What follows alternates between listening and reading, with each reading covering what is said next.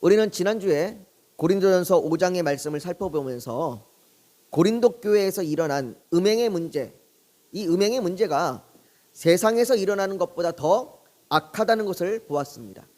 세상 사람들이 하지도 않을, 세상 사람들도 하지 않을 일을 교회에서 일어나게 되고, 교회에서 그 일들을 행하시면서 세상으로부터 손가락질을 받는 일들이 고린도 교회 안에 있었습니다. 그런데도 고린도 교회는 교회 안에서 일어나는 그런 죄를 방임하였습니다. 그 죄에 대해서 질책하지도, 그 죄에 대해서 책망하지도 않았습니다.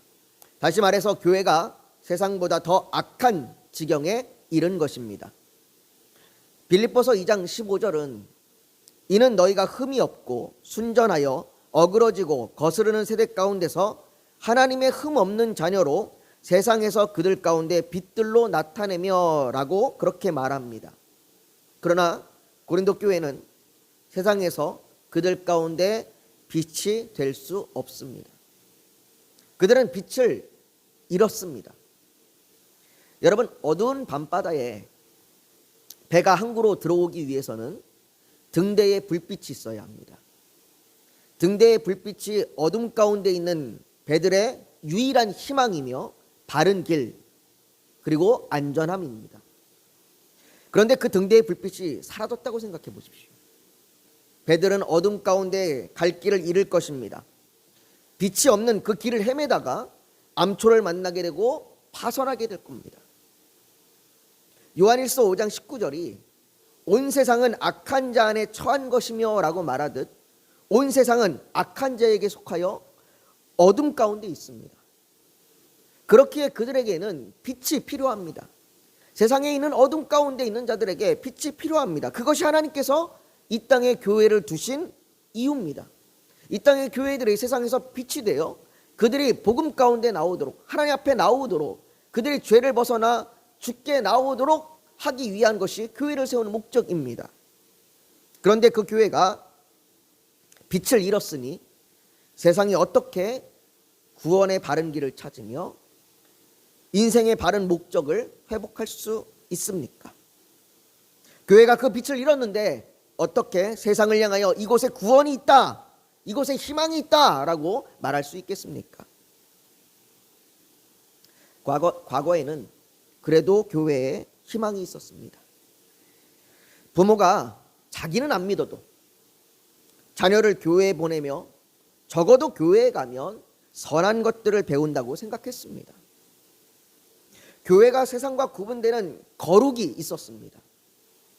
교회 안에 용납이 있었고 교회 안에 용서가 있었습니다. 그러나 이제는 교회가 세상과 구분되는 거룩이 사라진 것 같습니다. 더 이상 교회 안에서 죄에 대하여 구체적으로 이야기하지 않습니다. 우리는 우리가 용서하지 않는 것이 죄라는 것을 모르고 지냅니다. 그저 세상 사람들도 용서하지 않는 것처럼 교회 안에도 용서라는 것이 사라지고 나와 상관없으면, 내가 상대방과 관계 맺기 싫으면 그저 그 관계를 끊어버리는 일들이 교회 안에서도 비일비재하게 일어납니다.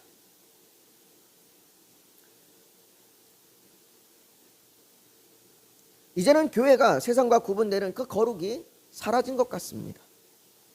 은혜라는 말로 거룩하지 못한 것까지 그냥 묵인해 버렸습니다.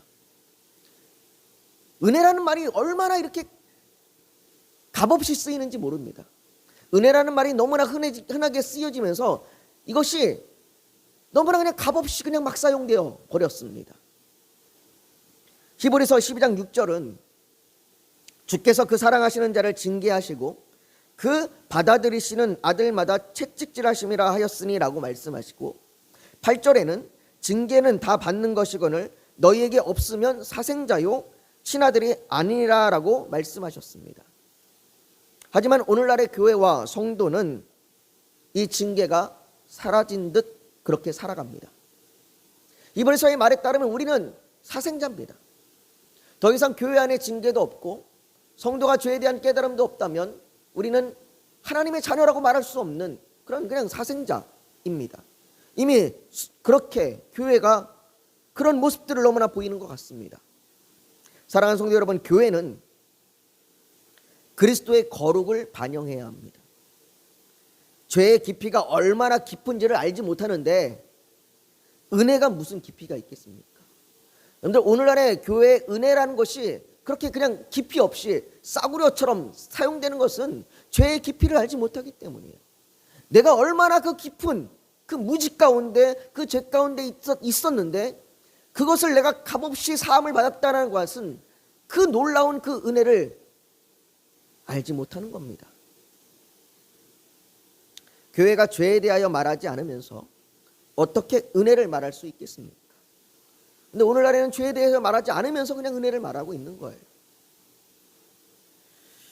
그래서 바울은 오늘 본문을 통해 교회의 거룩함이 모호해질 수 있는 상황, 오늘날의 시대처럼 거룩함이 사라져버리고 그냥 싸구려 은혜만이 난무하는 이러한 상황을 방지해서, 이러한 상황을 막아서 너희가 교회가, 기독교가 그 공동체의 정체성을 지키라라고 말합니다.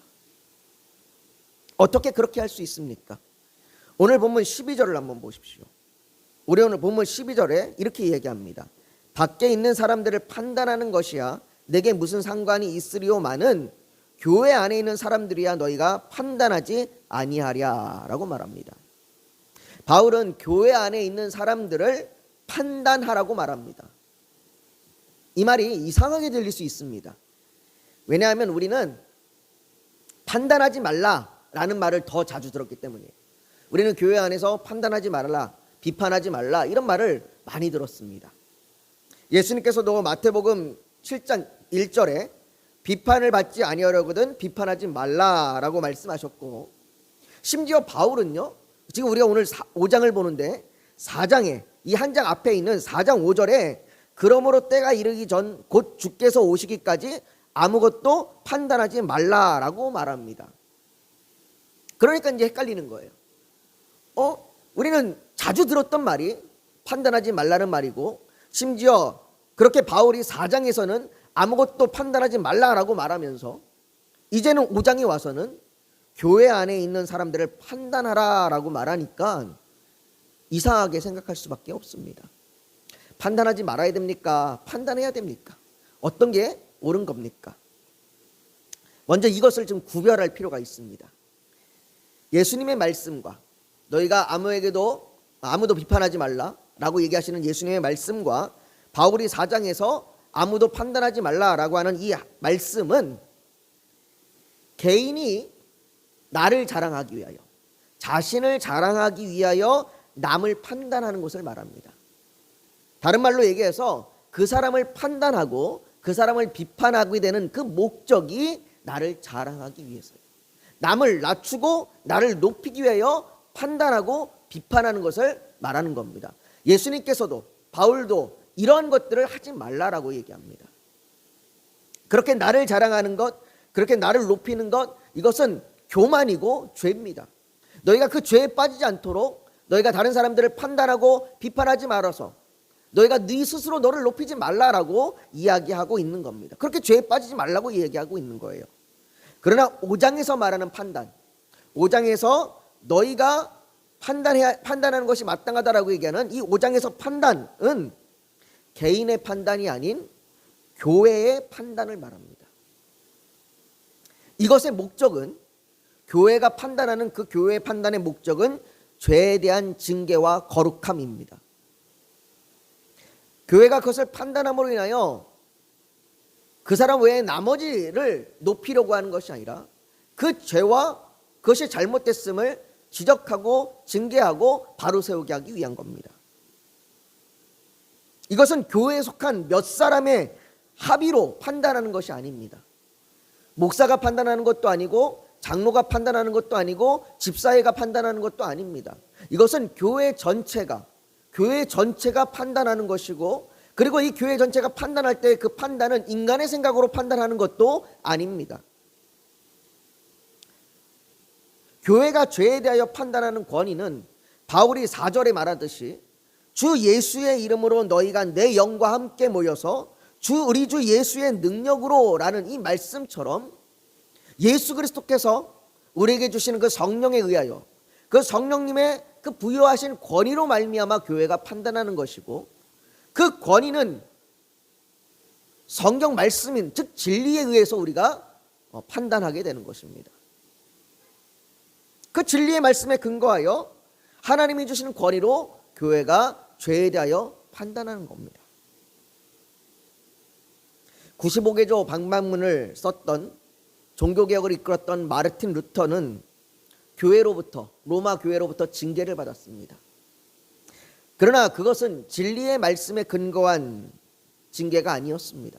그건 그냥 교회의 합의에 의한 징계였고, 오히려 마르틴 루터는 95개조 방법문을 통하여 교회가 진리로 서지 못함을, 교회가 거룩함을 지키지 못함을 조목조목 따지며 반박하고, 교회가 거룩함을 잃었고 세상과 다를 바 없이 세상의 권력과 세상의 힘을 유지하려 한다라고, 그래서 진리에 바로 서야 한다라고 그렇게 외침으로 로마 교회의 징계가 잘못되었다고 말하였습니다. 이처럼 교회의 징계는 교회의 전통이나 교회의 합의가 아니라 진리의 말씀에 의해서, 성령님이 부여하신 권위에 의해서 이루어집니다. 교회가 성령께서 부여하신 권위로 진리의 말씀에 근거할 때 요한복음 20장 23절에 예수님께서는 너희가 누구의 죄든지 사하면 사하여질 것이요 누구의 죄든지 그대로 두면 그대로 있으리라 라고 교회가 이런 영적 권위를 가졌다라고 말합니다. 이것은 교황의 권위도 아닙니다. 이것은 교황이 가지고 있는 권위가 아니라 이것은 교회가 가지고 있는 교회의 영적 권위입니다. 그러니 교회는 이 영적 권위를 가지고 진리의 말씀에 근거하여 죄에 대하여 판단하고 징계함으로 교회의 거룩함을 지키라고 말합니다. 바울은 이것을 말하면서 교회의 거룩함을 지키라라고 말하는 것이 세상과 단절하라라는 말이 아니라고 말합니다. 10절에 이 말은 이 세상에 음행하는 자들이나 탐하는 자들이나 속여 빼앗는 자들이나 우상 숭배하는 자들을 도무지 사귀지 말라 하는 것이 아니니 만일 그리하려면 너희가 세상 밖으로 나가야 할 것이라 라고 말합니다. 바울은 이 고린도전서를 쓰기 전에 이미 그 전에 편지를 보냈던 것 같습니다. 그 편지에 9절에 따르면 내가 너희에게 쓴 편지에 음행하는 자들을 사귀지 말라라고 전에 미리 얘기했던 것 같습니다. 근데 이것에 대하여 오해를 고린도 교회가 가지고 있었고, 그 오해로 인하여 세상으로부터 단절돼야 된다라고 그렇게 생각했던 것 같습니다.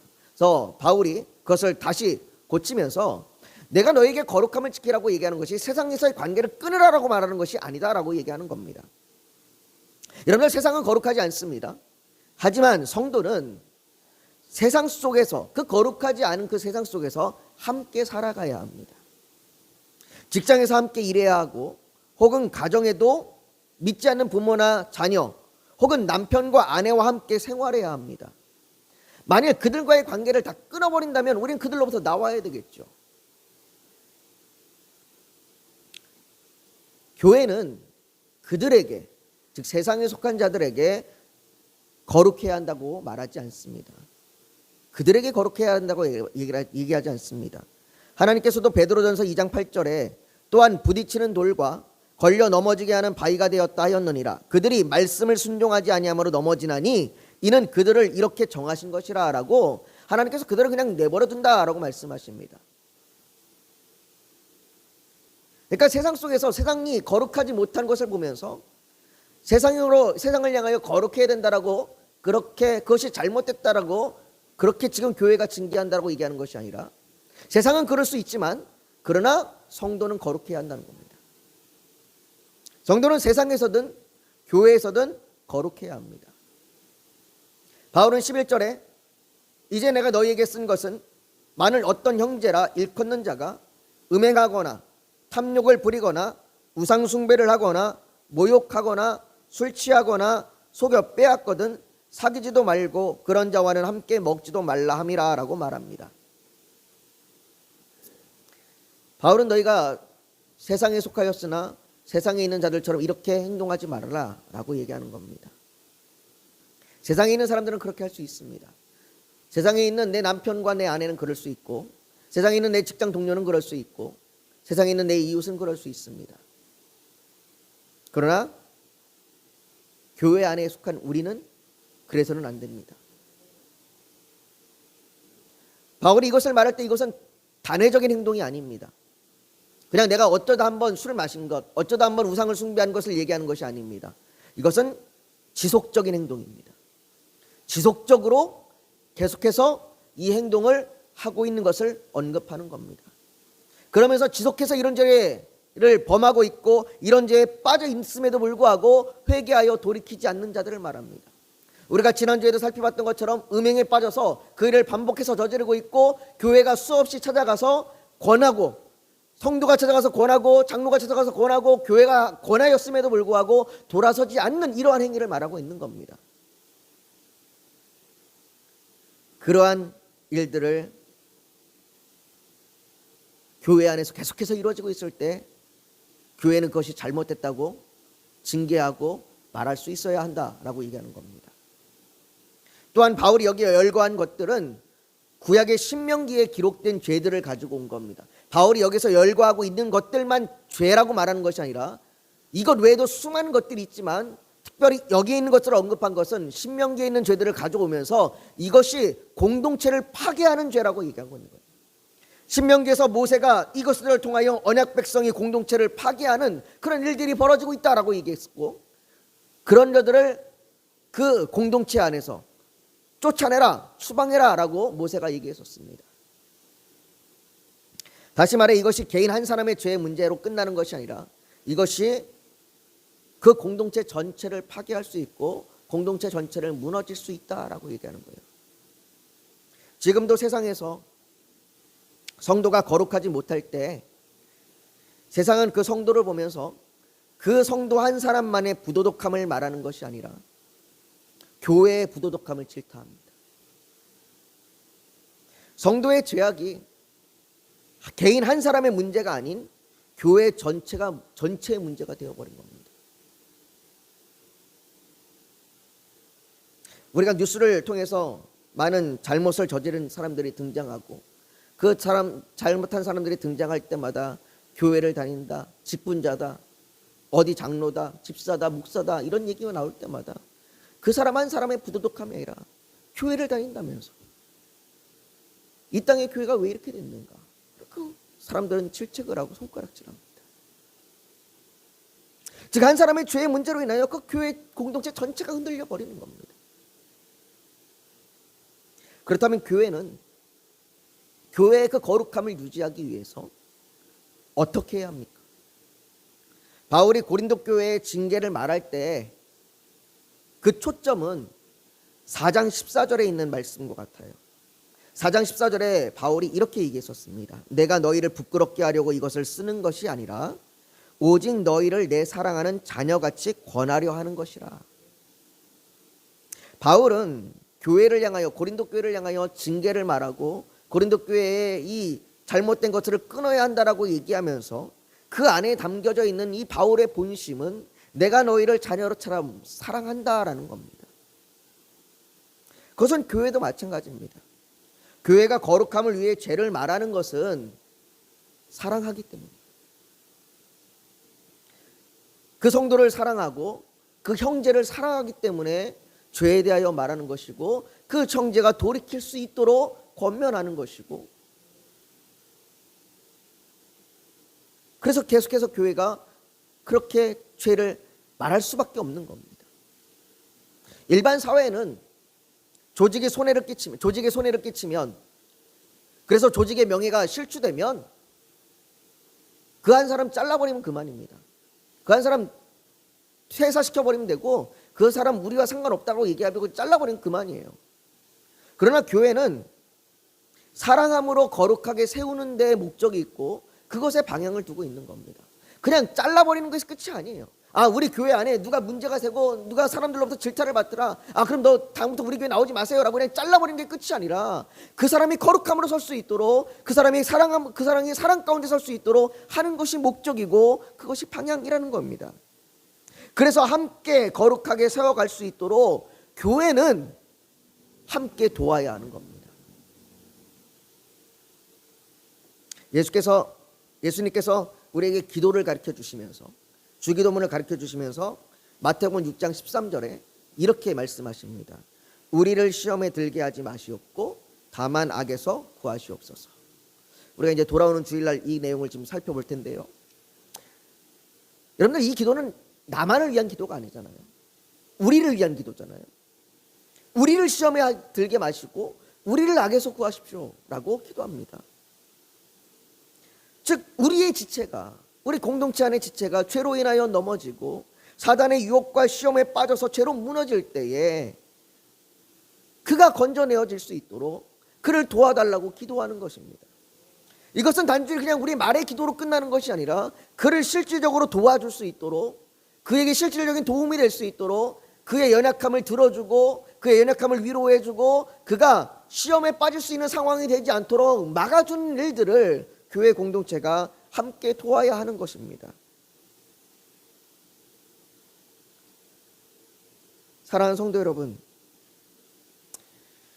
이 어둠의 시대에 교회라고 하는 등대의 이 불빛이 지금 희미합니다. 그래서 세상이 다른 불빛을 찾으려고 하는지 모르겠습니다. 그러나 다른 불빛은 진짜가 아닙니다. 그것은 바른 길이 아닙니다. 그 불빛을 따라가면 파산하게 됩니다. 그 불빛을 따라간들 항구에 이르지 못합니다. 이제는 교회가 다시 빛을 비추어야 합니다. 교회가 빛을 밝히는 것은 어떤 구호나 어떤 캠페인이 아닙니다. 수많은 사람이 모이는 집회도 아닙니다. 교회가 빛을 발하는 것은 교회가 거룩을 회복하는 겁니다. 한 교회가, 한 개인이 그가 많이 모이든 적게 모이든 그들이 어떤 모습과 어떤 형태를 가지고 있든 그 교회가 거룩함을 회복하는 것, 그것이 세상을 향하여 빛을 비추는 겁니다. 수많은 군중이 모이고 수많은 사람들이 모이고 수많은 대단한 말들이 오고 가고 얼마나 대단한 사람들이 모였다 할지라도 그 안에 거룩이 없으면 여전히 그 빛은 희미합니다. 그래서 교회는 거룩함을 회복하기 위하여 죄와 은혜에 대하여 분명하게 선포해야 하며 교회와 성도가 죄에서 돌이켜 회개함으로 함께 세워져야 합니다. 저와 여러분이, 우리 교회가 그렇게 거룩한 빛을 비추기를 소망합니다. 우리 한 사람 한 사람이 죄로부터 거룩해져서 정말로 세상과 구별되는 그런 성도로 살아가는 그 일들이 우리의 가정에서 또 직장에서 사회에서 그리고 이 교회가 이 지역 안에서 일어날 때에 이 어둠에 있는 자들이 교회를 바라보며 빛 가운데로 나올 줄 믿습니다. 그래서 이 시간 우리가 주님 앞에 좀 기도하길 원합니다. 하나님, 우리가 거룩함을 유지하길 원합니다. 우리가 우리의 죄에 대하여 통회하고 자복하고 하나님 앞에 우리의 거룩함을 회복하여 이 세상 가운데서 우리가 빛이 되길 원합니다. 하나님, 우리가 그렇게 거룩하게 설 수 있도록 성령님 우리에게 말씀하여 주시고 그 말씀의 진리 가운데 우리를 인도하여 주시옵소서. 우리의 죄악이 있다면 우리의 죄악을 질책하여 주시고 징계하여 주셔서 우리가 온전히 바로 설 수 있도록 우리를 도와주시옵소서. 우리가 그렇게 주님 앞에 우리 간절히 주여 한번 부르짖고 같이 기도하며 나아가길 원합니다. 우리 같이 기도하겠습니다. 거룩하신 아버지 하나님, 아버지 하나님, 우리가 죄로부터 아버지 하나님 자유함을 얻을 수 있도록 우리가 정말로 아버지 거룩함을 유지하며 살아갈 수 있도록 우리를 도와주시길 원합니다. 그래서 정말로 아버지 하나님, 우리 성도가, 교회가 이 어두운 세상 가운데 빛이 되게 하여 주시옵소서. 정말로 아버지 그 거룩함이 빛이 되어 아버지 세상을 향하여 정말로 구원의 진리가, 구원의 복음이 여기 있음을 선포하게 하여 주시고 그들이 빛 가운데 나오게 하여 주시옵소서. 아버지 하나님, 우리가 거룩하게 살도록, 우리가 거룩함을 유지하며 살도록 우리의 죄를 용서하여 주시고 우리가 죄를 끊어주시고 우리가 정말로 주 안에 서게 하여 주시옵소서. 혹 우리가 징계를 당할지라도 그 징계가 우리를 미워함이 아니요 징계가 우리를 사랑함임을 알게 하여 주시고 우리가 아버지 주께 바로 서게 하여 주시옵소서. 아버지 하나님 교회를 붙들어 주셔서 이 교회가 주의 진리 안에 서게 하여 주시고 정말로 이 교회가 주의 거룩 안에 서게 하여 주시고 그래서 정말로 이 지역 가운데 빛이 되게 하여 주시옵소서. 아버지 하나님 아버지 정말로 우리 교회 가운데 주의 택하신 자들을 보내주시고 우리가 복음의 씨앗을 뿌리며 나아갈 때에 그 씨앗들이 열매 맺게 하여 주시옵소서. 아버지 우리 성도들에게 믿음을 더하여 주시길 원합니다. 어떠한 상황에도 어떠한 처지와 어떠한 형편과 어떠한 염려와 어떠한 근심에도 하나님을 바라보며 십자가를 지고 믿음으로 걸어갈 수 있도록 힘과 용기와 담대함을 주시옵소서.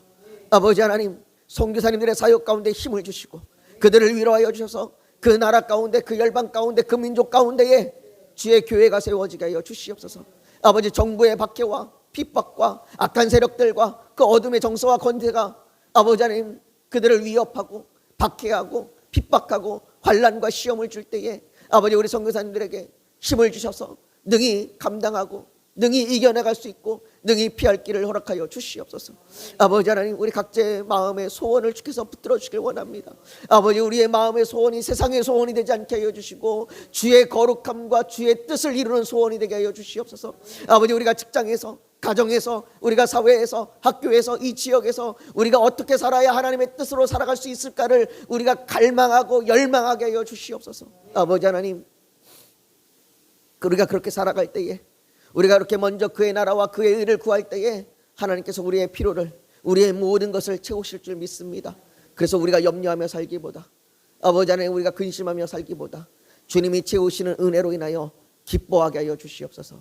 세상이 주는 기쁨과 비교할 수 없는 그 놀라운 기쁨을 우리가 이 땅 가운데서 주님이 부르시는 그날까지 기뻐하며 즐거워하며 살아가게 하여 주시옵소서. 아버지 하나님 주의 사랑하는 교회 가운데 또 주의 사랑하는 성도들 가운데 하나님의 그 놀라운 은혜가 정말로 그 깊은 은혜가 임하게 하여 주시옵소서. 모든 것 주께 영광 돌리며 예수님의 이름으로 기도하옵나이다. 아멘.